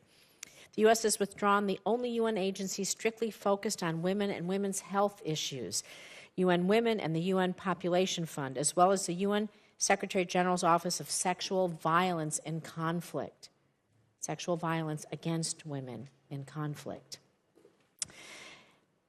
And the U.S. was recently the only no vote on the annual guiding document for the UN's Commission on the Status of Women.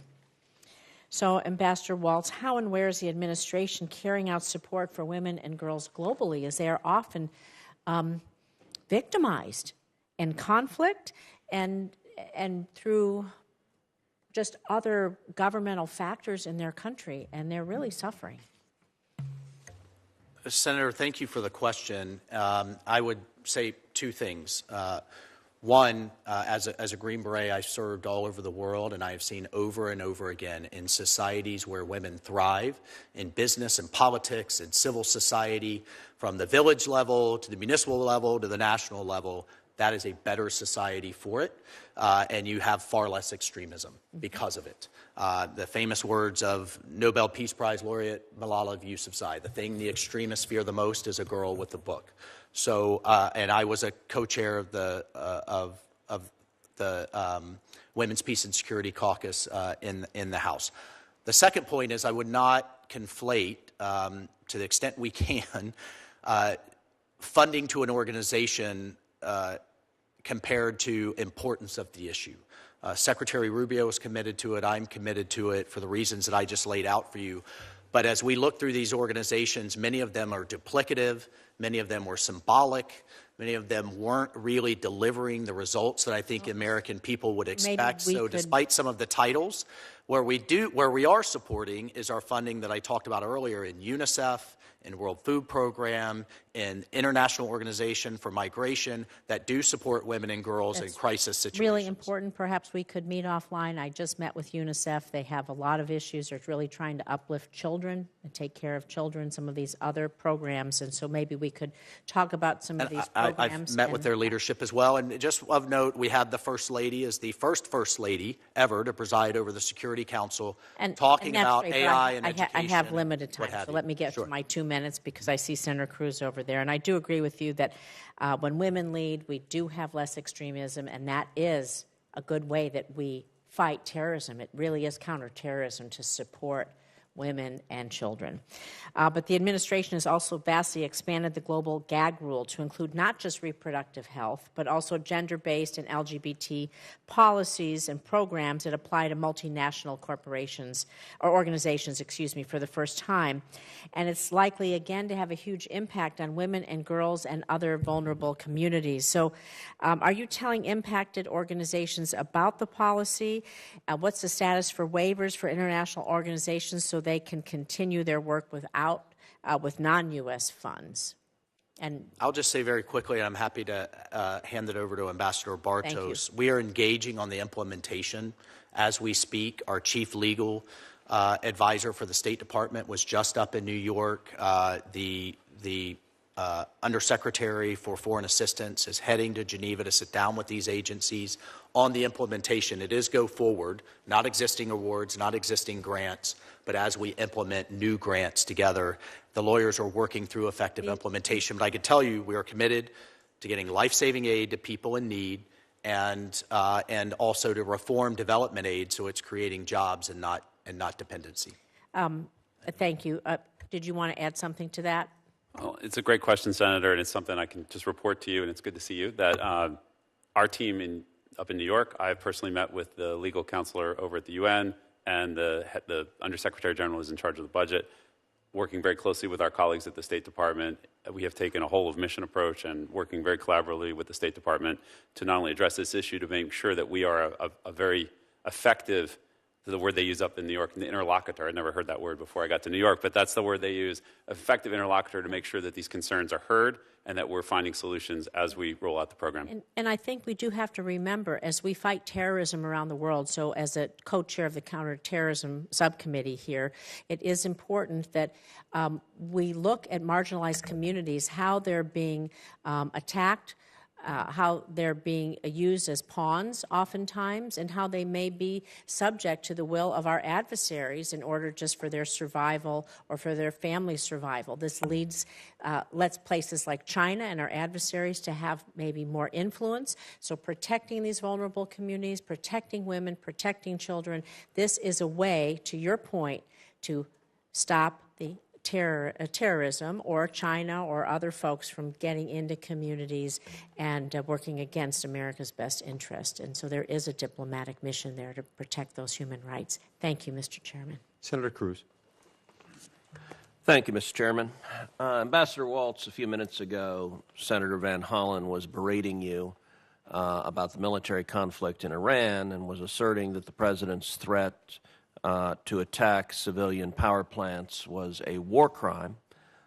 It has long been said that you can have your own opinions, but you can't have your own facts. And what Senator Van Hollen said was both factually and legally incorrect. The Pentagon has a manual on the law of war.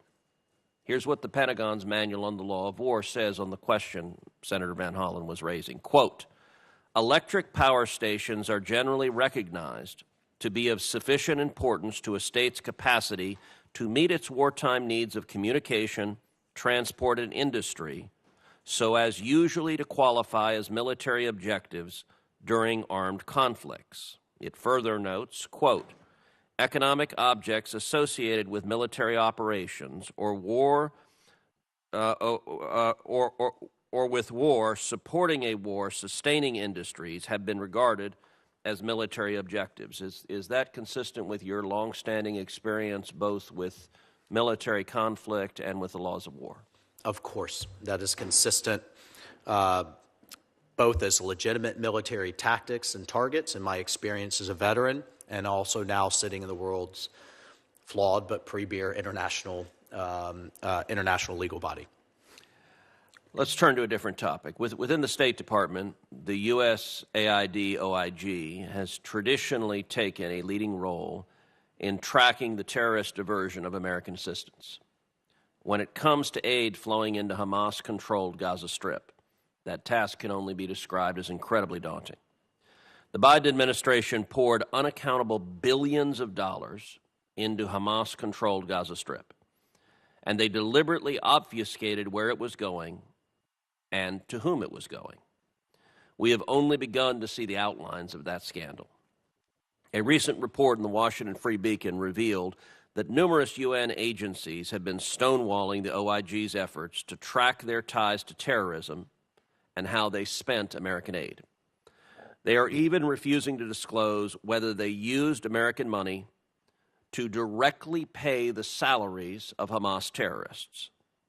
The OIG sent letters to 6 separate UN agencies asking them to name all of the employees, quote, who worked on U.S. government funding awards and to provide their contact information. The agencies were unresponsive. How concerned are you about these dynamics, and what should we be doing about them? I share your concern, Senator. It's one of the reasons that UNRWA in particular should be defunded. I think we should put it in law that it is permanently defunded, and why an American-led, not only Board of Peace, but the Civil Military Coordination Center, our kind of headquarters coordination center that is in Israel right now, is so vital and so effective, and I was able to visit it in December. It's pulling together the Israelis, the Egyptians, all the humanitarian aid agencies, and deconflicting and ensuring that as we provide that aid into Gaza, and much of it is absolutely needed, that it doesn't get diverted like we've seen for decades and decades. Just think of the hundreds of kilometers, the hundreds of miles of tunnels, concrete and steel. These things were, I mean, they had factories underground. They had just used those to improve the lives of their people. One could only imagine. So it's one of the reasons, amongst many, Hamas has to go. And it's one of the reasons that this structure that we've set up under American leadership, from the International Stabilization Force to this Civil Military Coordination Center, I think is the best chance we've had, perhaps ever, to finally resolve this conflict. All right, one final topic. Sure. As you have said, and I believe this view is widely shared on the committee, China poses the greatest geopolitical threat to the United States over the long term. That threat is global, it is systematic, and it includes a sustained effort by the Chinese Communist Party to shape and in many cases dominate international organizations. China has taken over international organizations, made them unaccountable, and used them to advance Chinese interest against the United States and our allies. This pattern has been repeated over and over again across dozens of international organizations. Can you speak more broadly about China's systemic effort to shape international organizations, and what specific steps are we taking to counteract the Chinese Communist Party's efforts to do so? I think the biggest near-term step we should and are doing is to make sure we have American or like-minded allies in some of those key international organizations that most Americans have never heard of, but absolutely affect their everyday lives.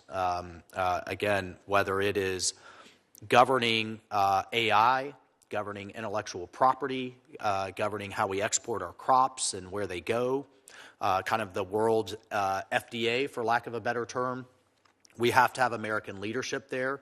We are aggressively running qualified people. To the extent we can't have an American, we have like-minded individuals like the Singaporean businessman that now runs WIPO, where we hope to focus going forward, and where China is incredibly active, is literally funding interns and junior officers into these organizations and then kind of growing them up from within. And of course, with that comes then the demand that the organization uses DeepSeek or uses Huawei. We've seen this pattern, whether it's airports in Africa or organizations that govern our daily lives in the global economy. But I can assure you, we are in there. They are the second largest funder, but we are the largest. We establish these organizations, and we have to get in there and lead. Thank you.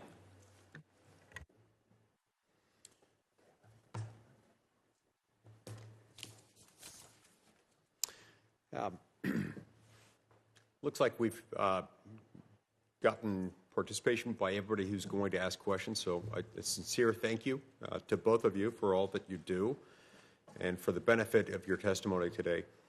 For the information of our members, the record for this hearing will remain open until the close of business tomorrow, the 16th of April. We ask the witnesses to respond as promptly as possible. Your responses will also be made part of the record for this hearing. With the thanks of the committee and its members, the hearing now stands adjourned.